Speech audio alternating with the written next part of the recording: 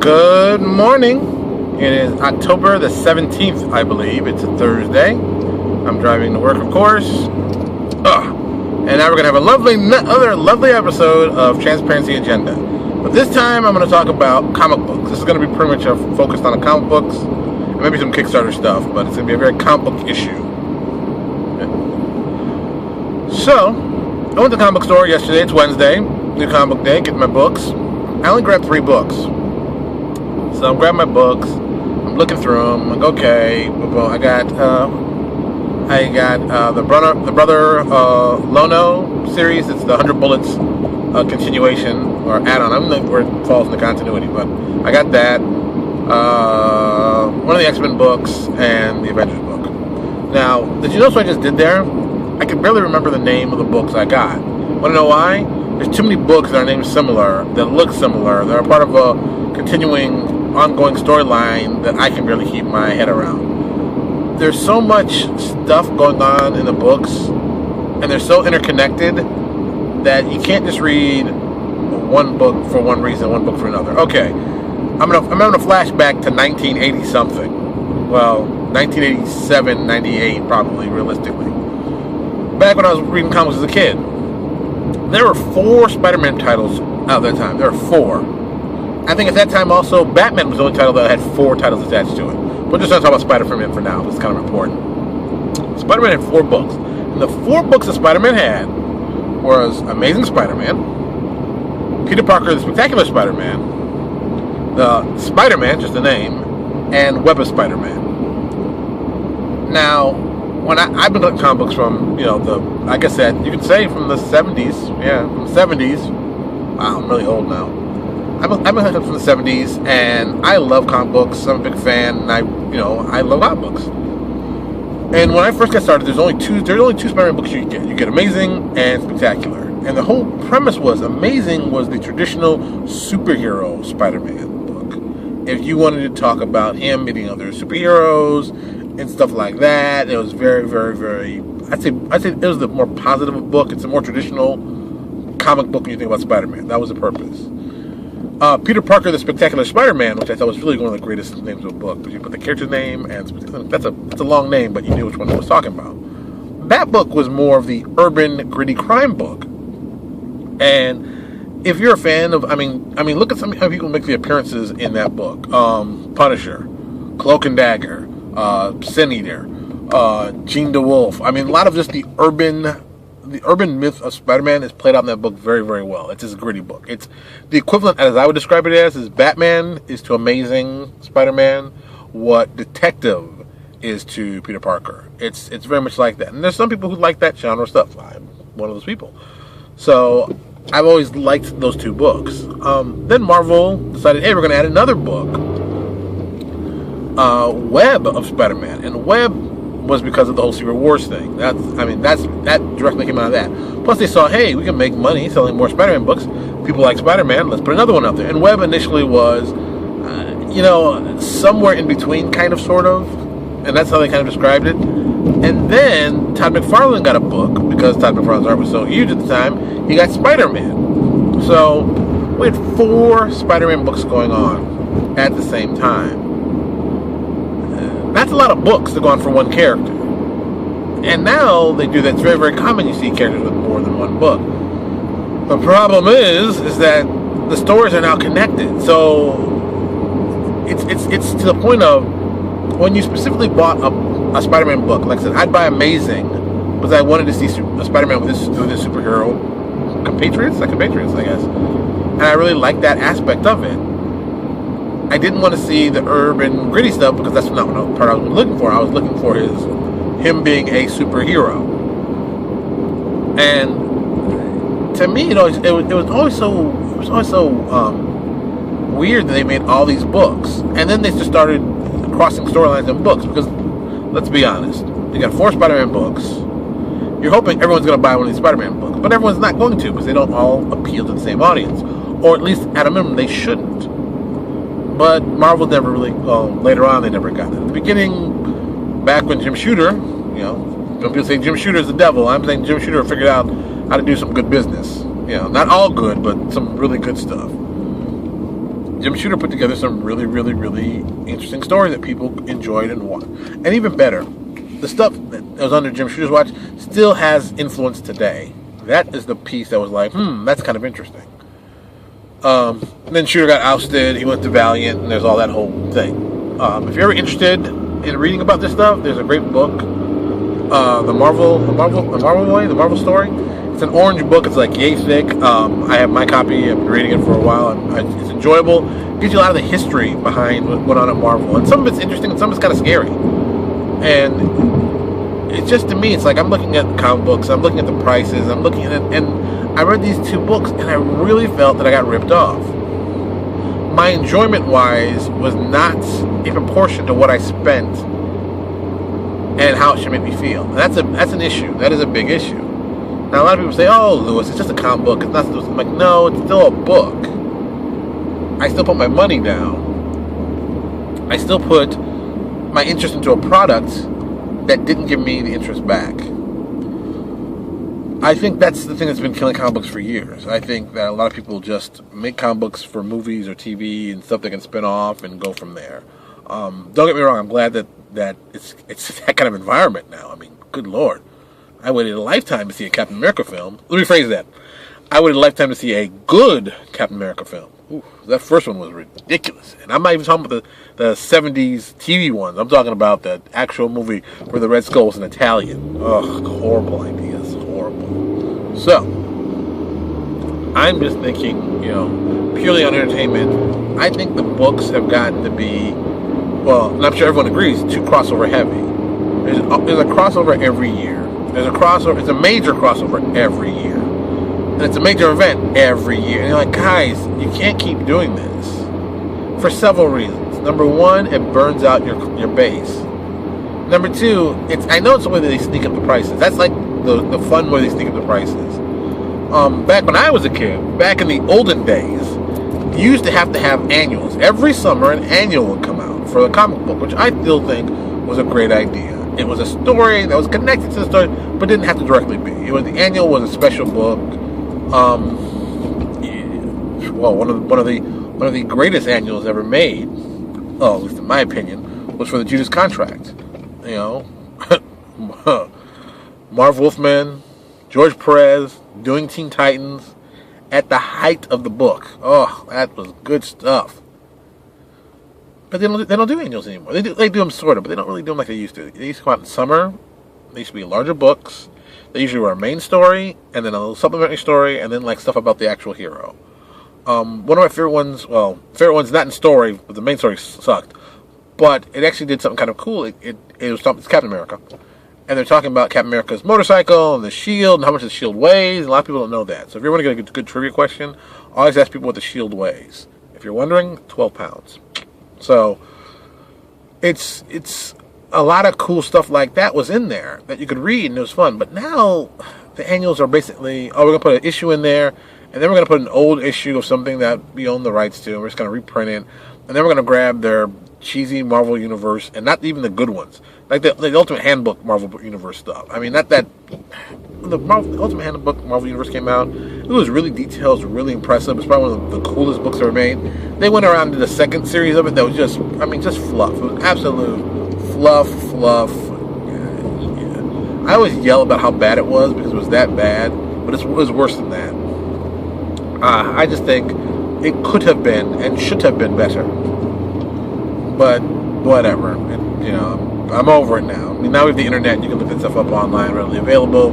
But I thought it was a cool thing to have when you're interested in the character. So I just like that kind of stuff. On top of that, I'm going to go back to my favorite argument of comics now, price. Now, I remember when I started this thing, I told you I bought 3 books. The 3 books cost me $12. Once again, Marvel has failed.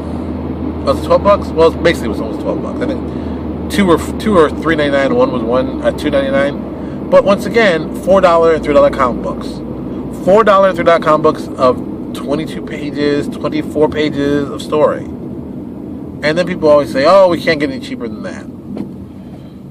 Then you go look at the trade paperbacks. And Marvel's done this more than I think DC. DC DC's paper quality on the trade paperbacks has always been kind of a newsprint. It's a color newsprint. It's cheaper to print on. It's cheaper than the slick they're using now to print the books. So what they'll do is they'll combine, 4-part story, 5-part, 6-part story in a book, like a good 4-part one. I guess what, $14, $12, $14, depending on how much money they need to squeeze out of this thing. Yesterday I picked up one from Marvel. Was it a Wolverine? It just come out. It was on a newsprint. It was 4 issues, and the price of the trade paperback was $19.99. And I looked and I was like, ugh, failure. You're making this stuff on a cheaper stock. You're reprinting a book you've already made money on. Listen, you've already made money on it.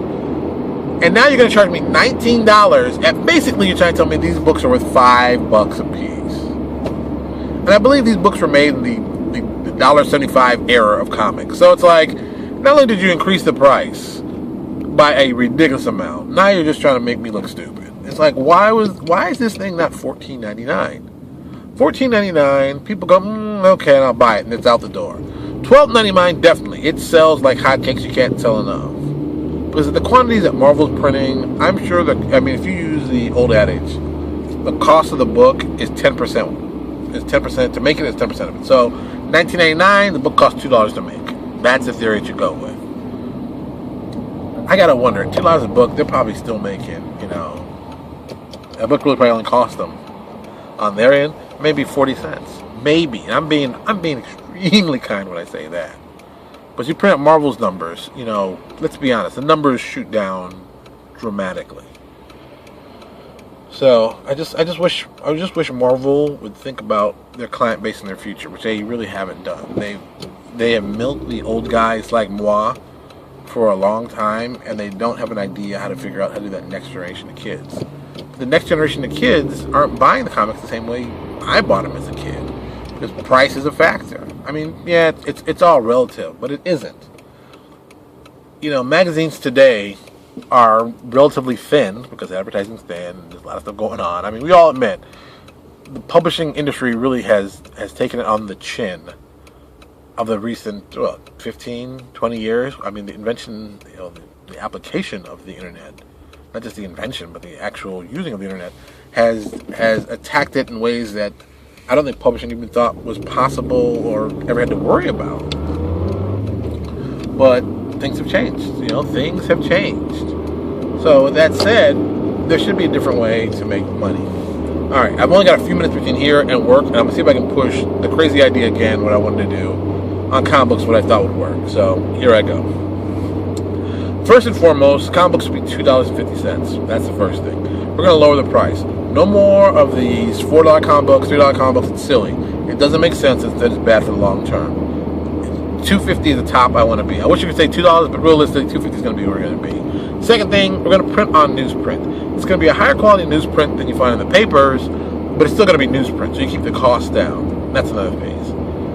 Another thing, we're going to reinstitute people making money off the books. Now you're saying, what does that mean? Artists and writers used to, wow, dude, didn't even slow down, did you? Used to, back in the day, get a percentage based on sales, and that number you had to hit was 100,000 books. If you sold more than 100,000 books, the writer would get 1 cent. I think there's a 1 cent or 1.5 cent. The artist would get 1 cent or 1.5 cent, and the inker would get like a half a cent. And that's how they structured it. So, the better your book did, the more money you made. Case in point, John Byrne said his incentive checks by selling were outdoing his salary checks because that's how popular he was. And I think that's a great way to go. Now, that's when, comics were selling $250,000. Now you're lucky if a comic book sells, you're lucky if a comic book sells 25,000.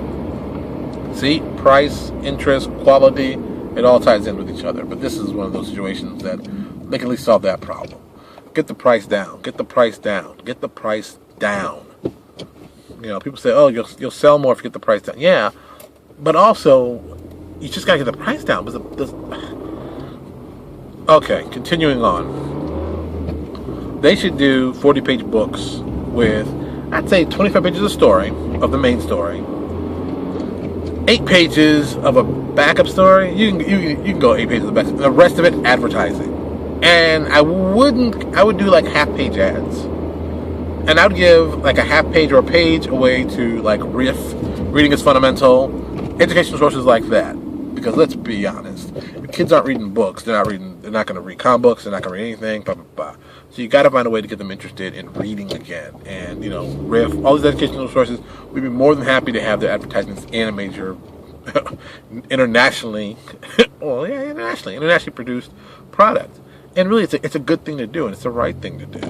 It's not a radical idea. Something else I would do is something that CrossGen attempted to do, and I thought was pretty good. Use comic books as educational resources. CrossGen Comics initially planned to do a whole educational thing based on getting comic books in schools, getting kids to read them, getting them interested.